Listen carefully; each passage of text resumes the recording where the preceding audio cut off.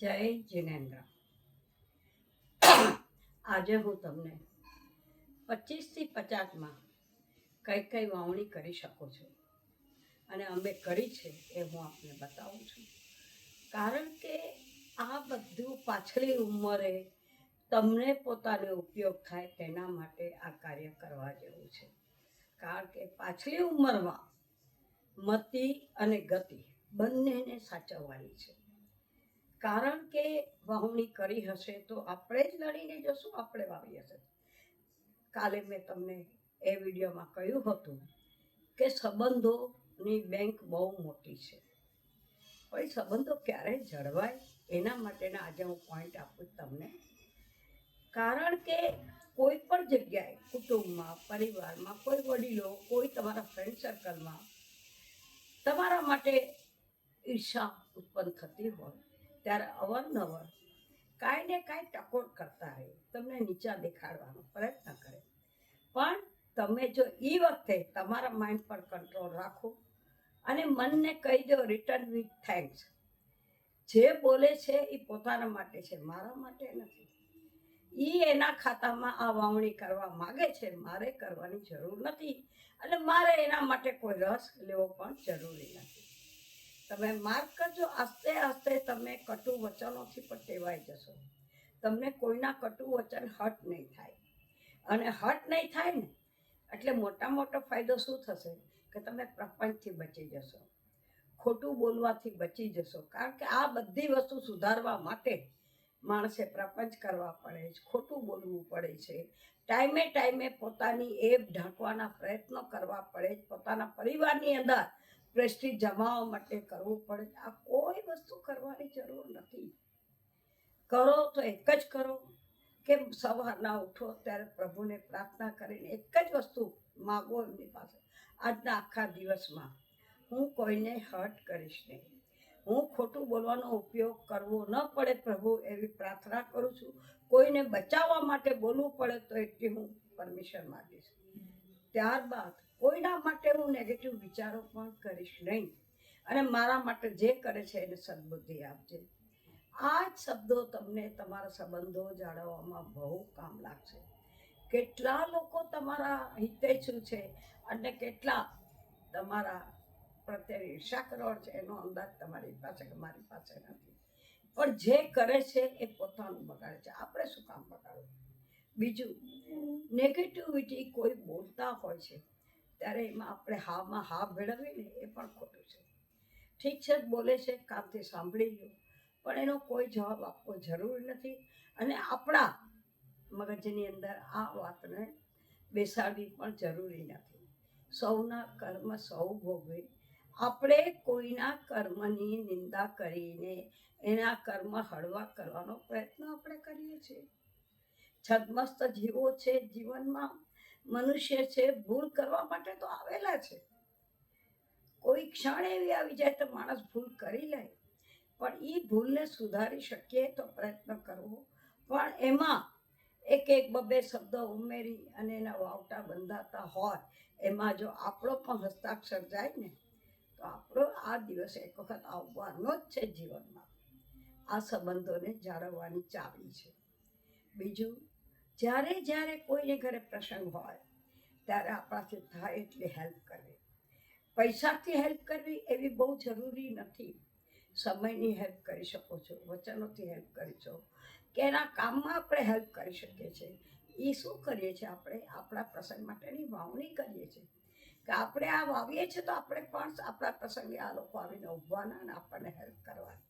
આપણને કોઈની ક્યારે જરૂર પડશે એ ખબર નથી, પણ આપણે જો આ મેં સમથિંગ મારે દુનિયામાં કોઈની જરૂર નથી એવું જો જીવન જીવતા હશું તો સમજી લેજો કે ચપટી ધૂળનો પણ આપણને ખપ પડે છે. આ બધી સંબંધની બેંકમાં આવી નાની નાની વસ્તુઓ છે, બહુ મોટી નથી. માટે વ્યવહાર અને સંબંધ એક બહુ મોટી ખાણ છે. ક્યારે બી તમે જઈને કોઈને પોતાના બોર્ડ કે ચોપડા મારવાની જરૂર નથી. એક વ્યક્તિનું એવું નામ હોય જેને પૈસા બી ખર્ચા નથી, પણ પોતાની આખી જિંદગી સેવા, સત્કર્મો, વયામંચ, તદુપરાંત કુટુંબ પરિવાર પ્રત્યેની ફરજો, આ બધામાં માણસ સંપૂર્ણપણે વ્યવસ્થિત હોય. એને ક્યારેય નામની અપેક્ષા રાખવાની જરૂર નથી. ઉપરના ચોપડે તો નામ લખાયેલું જ છે, અને નીચે પણ ગમે એવો દુશ્મન હશે ને તો એના મોઢામાંથી શબ્દ નીકળશે, ના ના હું ભલે બોલું છું પણ એ વ્યક્તિ આવી નથી. ત્યારે આપણું જીવન સાર્થક ગણાશે. અને આપણા પરિવારને આપણે આ જ વારસો આપીને જવાનો છે. અત્યારે આપણે શું વારસો આપીએ છીએ ખબર છે? ડાયાબિટીસનો વારસો આપીએ છીએ, દુશ્મનોનો વારસો બી આપીએ છીએ વેરઝેર કરીને. તદુપરાંત હાર્ટ એટેક, આપણી બીમારી, જેને કારણે આપણા બાળકો આપણી સેવામાં ટાઈમ છે કે નહીં પણ દોડી દોડી હાંફી હાંફીને કરે છે. આ બધા વારસા ન આપવા હોય તો 25 થી 50માં સજાગ રહો, જાગૃત રહો, અને તમે તમારું જીવનને વ્યવસ્થિત બનાવો. બીજું, લક્ષ્મી. આપણે લોકો કરોડપતિ પણ 50 સુધીમાં થઈ જાય છે, અને અમુક માણસો પોતાના ઘરનો નિવાહ પણ માણ ચલાવી શકે એટલું કમાય છે. તો એ કોનો દોષ છે? ભગવાનનો દોષ છે? બિલકુલ નહીં. કારણ કે જે વાવીને આવ્યો છે ને એને લણવામાં ઇઝી છે, કારણ કે ખેતરમાં વાવ્યું છે, ઉગી ગયું છે અને એ ખેડી લે છે. પણ આપણે વાવ્યા નથી અને લણવું છે તો આપણે મહેનત બહુ કરવી પડે છે. પણ એક વસ્તુ છે કે એને પોતાનો રસ્તો કાઢતા શીખે. જેમ કે અમને સમજાવવામાં આવતું હતું કે મહિનાના તમને ઘર ખર્ચમાં જે પૈસા આપવામાં આવે ને એમાંથી 25, 50, 100 રૂપિયા એક પર્સમાં નાખો. તમે એક પર્સ એવું રાખો અને એમાં નાખો ને એ પૈસા સત્કર્મમાં વપરાય, જીવદયામાં વપરાય, કોઈને મદદ કરવામાં વપરાય, કોઈને ભણાવવામાં, જ્ઞાનદાનમાં વપરાય. પણ એ તમારા 50, 100 રૂપિયા છે ને તમારી જે ઇન્કમ છે ને એમાંથી પણ કંઈક બચત થતી થઈ જશે. અનુભવ કરી જોજો. આસ્તે આસ્તે તમને એમ થાય 50, 100 રૂપિયા, 50, 100 રૂપિયાની કિંમત નથી. તમારા વિચારો, તમારા ભાવ ને તમારો હાથ પહેલા નીચો વળ્યો ને એની કિંમત છે. અને જો કરશો ને થોડા ટાઈમમાં તમે પણ તમારા પતિનો પ્રોગ્રેસ પણ જોઈ શકશો અને તમારો પોતાનો પ્રોગ્રેસ પણ જોઈ શકશો. ઘરમાં ખોટા ખર્ચા આવતા બંધ થઈ જશે. આજે લાઈટ બગડી ગઈ છે, આજે ઇસ્ત્રી બગડી ગઈ, આજ ફોનમાં તકલીફ થઈ છે, આજે કંઈ નહીં તો કંઈ, આજ કુકર બગડી ગયું છે, આજ ઓવન બગડી ગયું છે. તમે રિપેરિંગમાં કેટલા પૈસા નાખો છો? એના કરતાં માઇન્ડને રિપેર કરો અને માઇન્ડને એવી દિશામાં લઈ જાઓ કે આવા ખર્ચાઓથી બચી શકશો. ત્રીજું, જ્યારે સમય આવે, કોઈ બીમાર માણસ છે આપણે ત્યાં આવ્યો, દવા લેવા આવ્યો, માગવા આવ્યો કે બેન મને દવાની બહુ જરૂર છે, દવા જરૂર અપાવી દો. તમારી શક્તિ હોય તો અપાવી દો, પણ દવાને ખોલીને આપો. તમે સ્લીપ આપો છો ને એને જરાક ફાડી નાખો. કારણ કે તમારા મગજમાં એક, આપણા સૌના મગજમાં ગળી ગયું છે કે એ લોકો આ બાને પૈસા ભેગા કરે છે અને આ બધી સ્લીપો વેચી નાખે છે, તો આપણે એનો રસ્તો કાઢી નાખો. પણ એ દવા જો તમે એને આપી અને એ ખરેખર સાતા વૈદ્ય કર્મ ખપાયું તમે, એ દર્દ તમારી લાઈફમાં ક્યારેય નહીં આવે. દર્દથી બચવા માટે પણ આ બેંકમાં આ ખાતું પણ જમા કરવું જરૂરી છે. અત્યારે હું 24 તીર્થંકરની માળા અને એનું ગ્રુપમાં ચલાવું છું. દરેક લોકો પોતાના શરીર માટે દરેક અંગ ઉપર એક એક માળા ગણે છે અને એનો અનુભૂતિ બી કરે છે, એના સમાચાર બી આપે છે અને સમાચાર પણ હું મૂકું છું. વર્ષો જૂના દર્દ પણ પોતાની રાહત આપતા થઈ ગયા છે. તો વિચાર કરો કે આપણી અંદર કેટલી શક્તિ પડેલી છે. પણ શક્તિનો સદુપયોગ કરવો અને કરાવવા વાળો વર્ગ પણ આપણને હવે મળતો નથી. સમજાવવા વાળો વર્ગ પણ મળતો નથી ને સમજાવવા માંગે છે ત્યારે તમને લેક્ચર લાગે છે. આ વિડીયો બહુ લાંબો કરે છે બેન, પણ આ વિડીયો લાંબો કે ટૂંકો નથી. આ તમારા જન્મથી મૃત્યુ સુધીનો વિડીયો છે. તો વિચાર કરો એની અંદર આપણને કેટલી કેટલી આઈટમો જે આપણે સમજી નથી શકતા એમાંથી આપણે બચાવી શકીએ. તમે એક વખત અનુભવ કરી જોજો. આ દર મહિનાના ક્યારેય પણ ઘર ખર્ચમાં આવતા પૈસામાંથી બચાવી અને પછી યાદ કરજો કે ખરેખર મારા આ વખતે આ મહિનામાં એક પણ ખોટો ખર્ચો થયો નહીં. તમારા પતિદેવોને પણ પગાર આવે. તમે જ્યાં ભગવાન રાખતા હો, જ્યાં તમારું મંદિર હોય ત્યાં પહેલાં એને ચરણે ધરો અને પછી એમાંથી તમારા પતિદેવના હાથે પણ 5-50નું પુણ્ય કરાવો અને ત્યારબાદ એ પૈસાનો ઉપયોગ કરશો. થોડા સમયમાં તમે પણ લોકોની હારમાં બેસી જશો, કોઈની પાસે તમારે હાથ લાંબો કરવાની જરૂર નહીં પડે, જરૂરત વગરના ખર્ચાથી તમે બચી જશો. આ છે લક્ષ્મીને સ્થાન આપવા. બીજું, જ્યારે તમારામાં એક નાનું મગજ ને મોટું મગજ છેલ્લે સુધી કામ ચાલતું રાખો. જેમ આજ 90 વર્ષે ભગવાનની મહેરબાનીથી આજે હું તમારી સમક્ષ બોલી શકું છું, કંઈ વાંચતી નથી, ગોખતી નથી, કશું નથી કરતી. એની મેરે જ એ મગજ સાથ આપે છે. ક્યારે આપે છે? જિંદગીમાં ક્યારેય કોઈ સાથે છેતરપિંડી કરવી નહીં, કોઈને સારા લાગવા માટે ખોટા કામ કરવા નહીં. સાચું છે તે સાચું સમજવું, કદાચ બોલીને દુશ્મન થાય તેવું હોય તો મૌન સેવી જવું. પણ હંમેશા ધ્યાન રાખજો કે દુખ્યાને પડખે ઊભવાથી તમે તમારા દુઃખને હળવા કરી શકશો, પણ સુખ્યાને પડખે ઊભવાથી તમારા દુઃખ હંમેશા વધતા જ રહેશે. તેનું કારણ શું છે? કારણ કે એનું સુખ જોઈ અને તમારું સુખ તમને દેખાતું નથી. આ સાથે સાથે સમયની કિંમત સમજવી બહુ જરૂરી છે. સમય એક ક્ષણ ગઈ પાછી મળવાની નથી, પણ એક ક્ષણ અત્યારે તો કેટલી વેડફી રહ્યા છે આપણે. સામાયિક કરીએ ને તો ઉપાસેમાં ખાલી 48 મિનિટ થાય ને ત્યાં તો ઊંચા નીચા થઈ જાય ને ઘડિયાળ સામે જોવા મળે. તો પછી 12 બેનપણીઓ મળી જાય ને ત્યાં 2 સામાયિક થઈ જાય પૂરી. નહીં, સમય આ બરબાદ કરવા જેવો નથી. સમયનું મૂલ્યાંકન સમજો. સમય ક્યારે આપણો પૂરો થશે ખબર નથી, શ્વાસોશ્વાસ ક્યારે પૂરા થઈ જશે ખબર નથી. પણ સમયની બેંક પણ બહુ સરસ છે. જ્યારે ફોરેનની અંદર લોકોની પાસે સમય હોય ને ત્યારે બેંકમાં પોતે પોતાનું ખાતું ખોલાવી અને કે આજ મારે 3 કલાકનો સમય છે, કોઈ પણ સેવા મને કરવા આપો. અને અહીંયા જરૂરત હોય જ છે, કારણ કે એકલા રહેતા હોય છે. એ 3 કલાક સેવા કરી આવે એને ત્યાં, એટલે એની 3 કલાકની સેવા જમા થઈ ગઈ. એને જરૂર પડે ત્યારે એ બેંકને ફોન કરે તો એને 3 કલાક માટે કોઈ પણ વ્યક્તિને મોકલવી જ પડે. જો આવું ફોરેન જેવામાં પણ કરતા હોય તો આપણે ઉપરવાળા 1000 હાથવાળો આપણી સાથે છે, તો આપણે સમયને કેમ ન બંધ કરીએ? હવે આની સાથે સાથે ઘણીવાર આપણે કોકની જીવનની શૈલી, ભૂતકાળમાં કોઈએ ભૂલ કરી હોય, માણસ માત્ર છે, પણ જ્યારે એ ઊંચી કક્ષાએ આવે, સારી દ્રષ્ટિમાં આવે, ત્યારે એના આપણે ભૂતકાળના અવગુણો વાગોળવા માંડીએ. હા, મને ખબર છે એ શું હતા, અત્યારે ભલે નહીં માથા ઊંચા કરીને ફરે છે. નહીં, આવું બોલવાથી તમે એનું તો કંઈ નથી બગાડ્યું, તો પોતાની જાતનું આપણે બગાડીએ છીએ.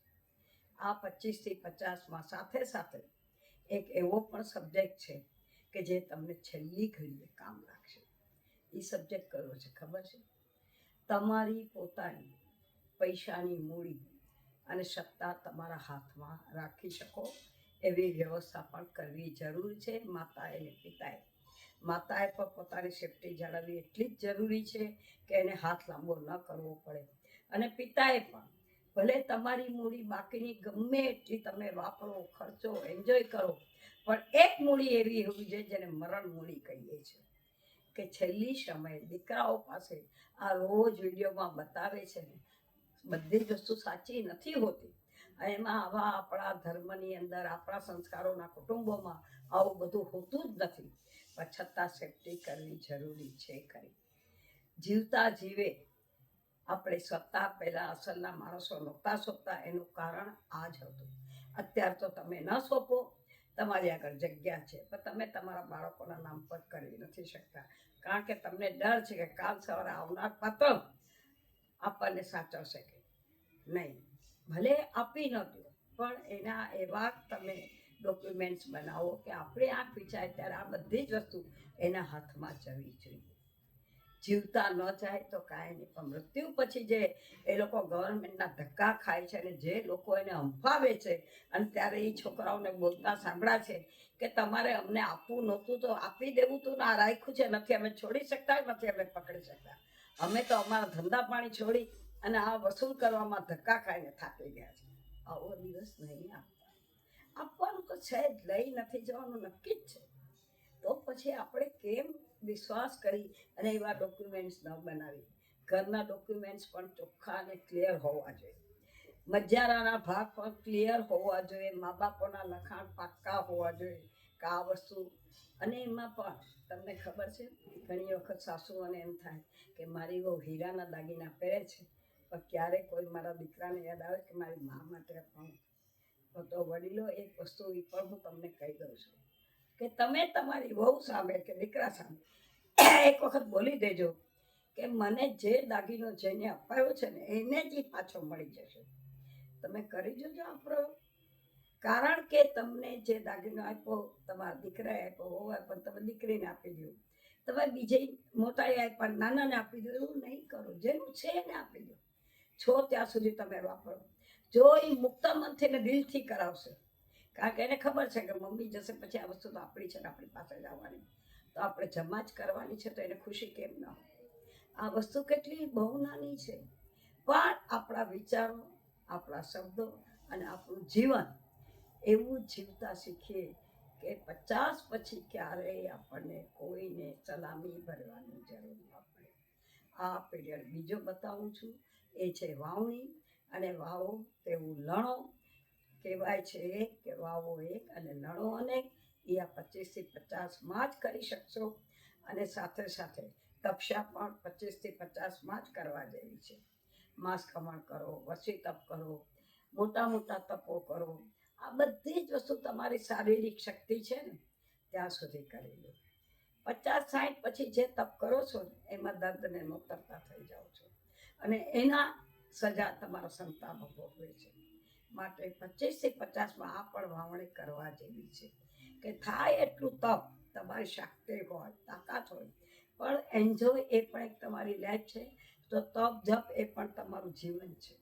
ક્યારેક આ બાજુ પર નજર કરવી જરૂરી છે, કારણ કે શરીરને 365 દિવસ પોષણ આપીએ છીએ.